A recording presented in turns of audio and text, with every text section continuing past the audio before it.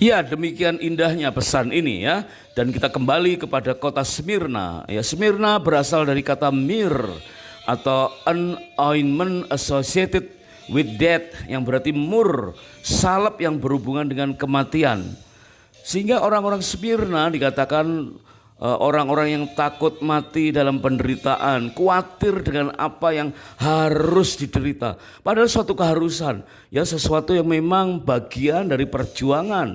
Katakanlah untuk membuka usaha baru, ada beberapa perjuangan yang harus kita tempuh, ya, dengan mengadakan pendekatan, dengan mengadakan survei dan lain sebagainya. Tetapi itu semua jangan dianggap sebagai ketakutan atau kekhawatiran yang kemudian membuat kita jatuh atau terpleset di dalam peringatan bagi Smyrna ini.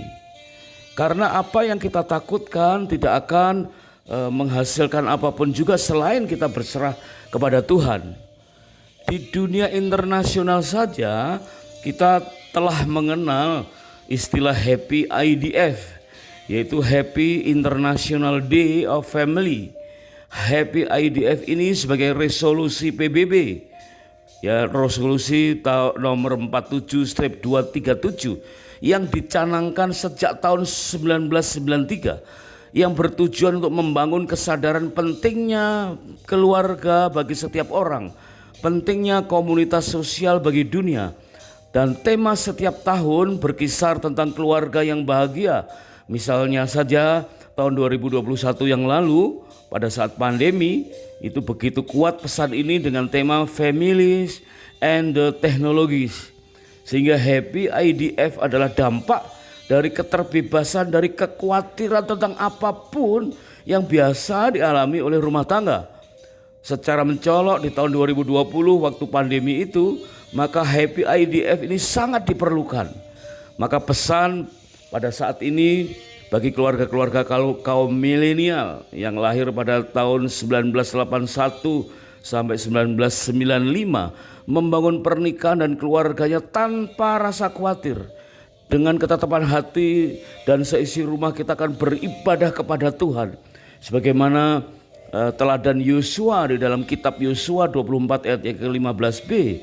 Dan kita pernah mendapatkan pelajaran bahwa seandainya ada masalah pun ada dua pilihan, ya, kita tidak bisa menyelesaikan atau kita bisa menyelesaikan.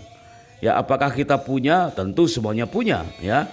Kalau kita tidak punya, ya, mengapa kita harus khawatir? Tidak ada masalah, ya. Tapi umumnya kita punya masalah, dan begitu kita merasa punya masalah, maka pertanyaannya ada dua jawaban. Apakah kita mampu atau tidak mampu mengatasinya? Jika kita mampu mengatasi semua masalah itu, ya, buat apa kita khawatir?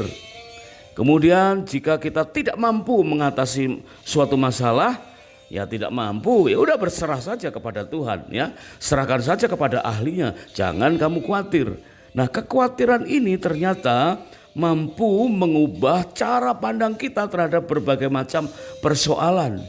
Sehingga khawatir ini menyita energi yang begitu besar, sehingga kita tidak mampu lagi memakai energi itu untuk hal-hal yang positif. Karena prinsipnya adalah kekhawatiran dan merenungkan firman Tuhan itu memerlukan energi yang sama. Ya, kata kerja yang berpadanan dengan kata merenungkan secara harfiah mempunyai arti menyusun pikiran kita. Jadi kita khawatir, sesungguhnya kita sedang menyusun pikiran kita, tetapi menyusun dengan energi yang percuma karena memikirkan sesuatu yang mengkhawatirkan.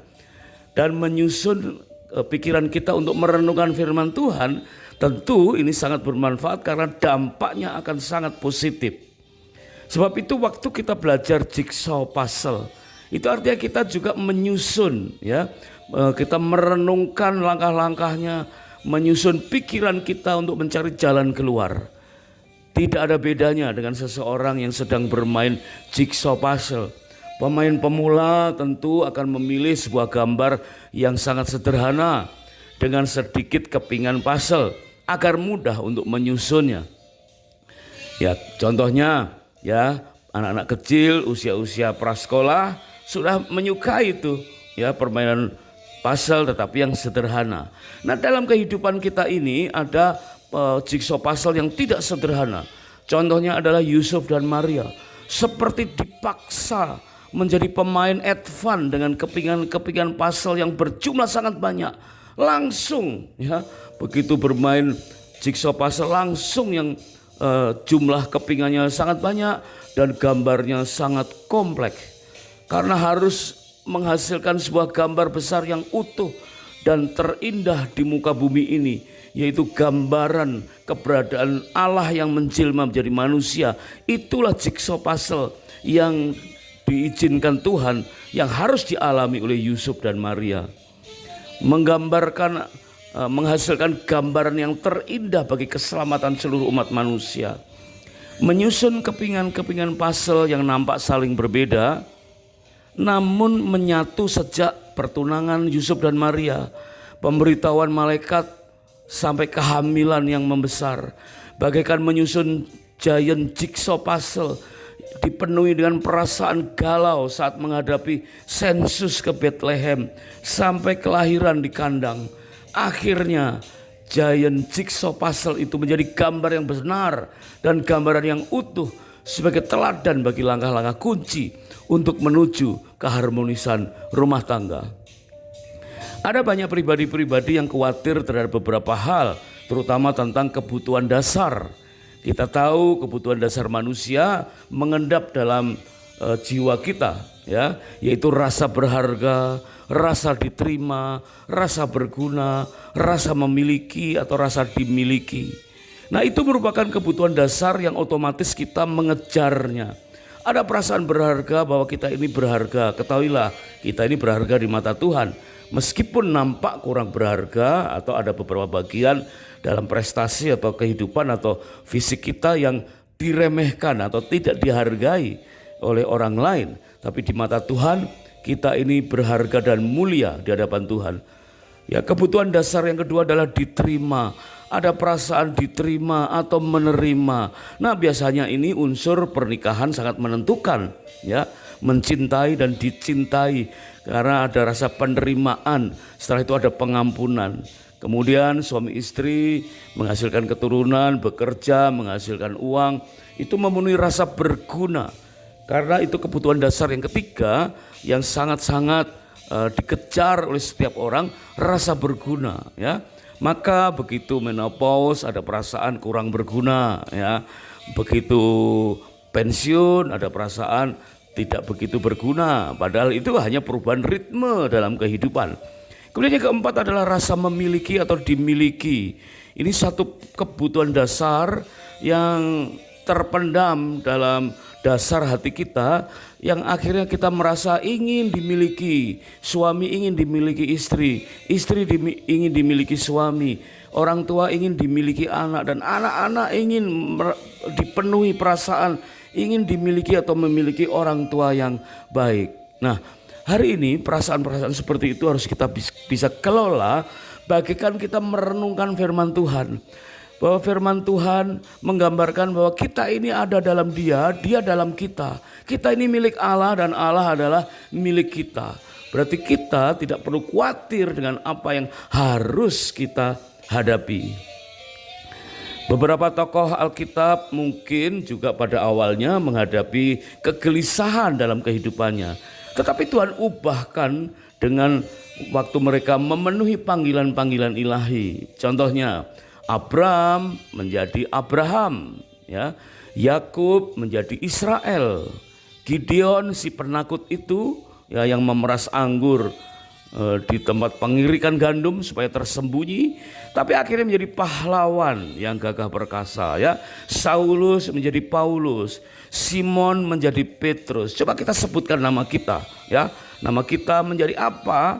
Seturut dengan apa yang menjadi destiny ilahi, ya, supaya kita bisa memenuhi panggilan Tuhan dalam hidup kita. Sebab itu jangan pernah khawatir, ya. Kita pakai energi yang sama untuk khawatir sebagai menyusun giant jigsaw puzzle. Jangan takut gagal, jangan takut mencoba, jangan takut ditolak, karena kita punya tuntunan dari hari ke hari, yaitu langkah demi langkah bersama dengan Tuhan.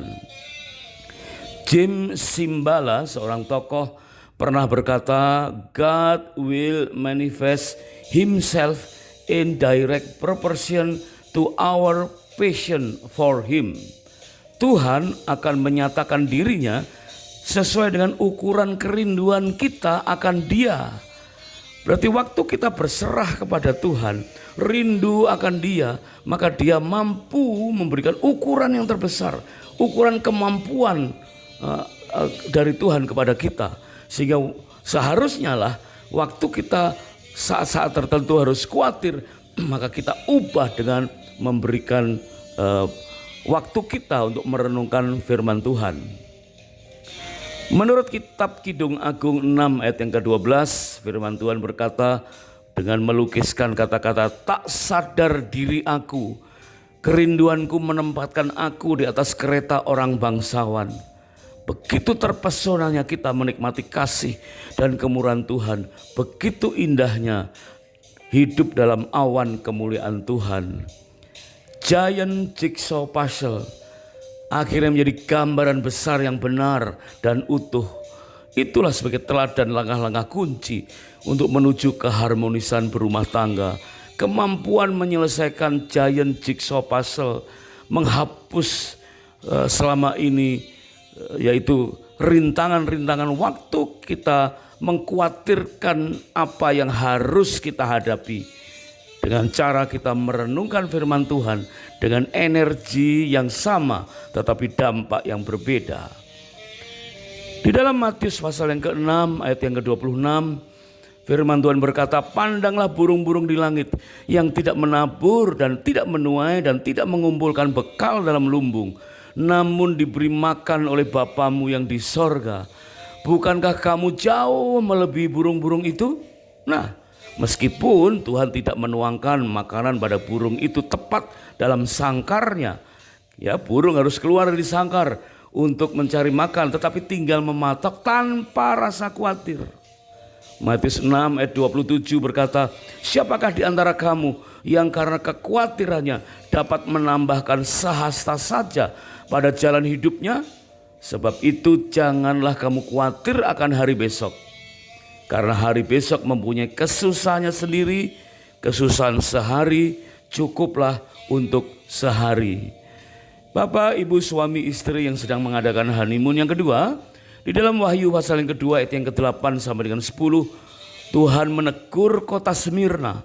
Meskipun kota itu kota besar dan terdiri dari banyak gereja-gereja besar, namun jemaat yang ada di dalamnya sering suka khawatir. Tuhan menegur, jangan takut, jangan khawatir terhadap